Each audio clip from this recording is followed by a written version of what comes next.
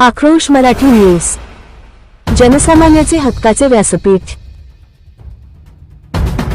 कास तलावावर पाण्याची पातळी वाढली, प्रशासनाच्या दुर्लक्षामुळे सुरक्षेचा प्रश्न गंभीर।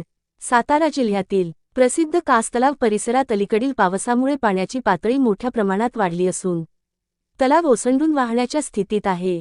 या निसर्गरम्य ठिकाणी पर्यटकांची गर्दी दिवसेंदिवस वाढत असताना प्रशासनाकडून आवश्यक सुरक्षा उपाययोजना करण्यात येत नसल्याचा आरोप नागरिक व पर्यटकांकडून करण्यात येत आहे। तलाव परिसरात सुरक्षारक्षकांची नियुक्ती नसणे, धोकादायक भागांमध्ये इशारा फलकांचा अभाव, तसेच गर्दी नियंत्रणासाठी कोणतीही ठोस व्यवस्था नसल्याने दुर्घटना घडण्याची शक्यता वाढली आहे। विशेषतः सुट्टीच्या दिवशी मोठ्या प्रमाणात पर्यटक येथे भेट देत असल्याने सुरक्षेचा प्रश्न अधिक गंभीर बनला आहे।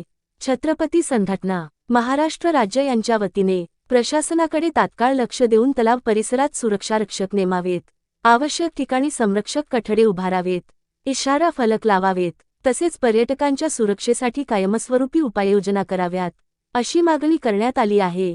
प्रशासनाने वेळीच दखल न घेतल्यास भविष्यात कोणतीही दुर्घटना घडल्यास त्याची संपूर्ण जबाबदारी संबंधित यंत्रणांवर राहील, असा इशाराही संघटनेच्या वतीने देण्यात आला आहे।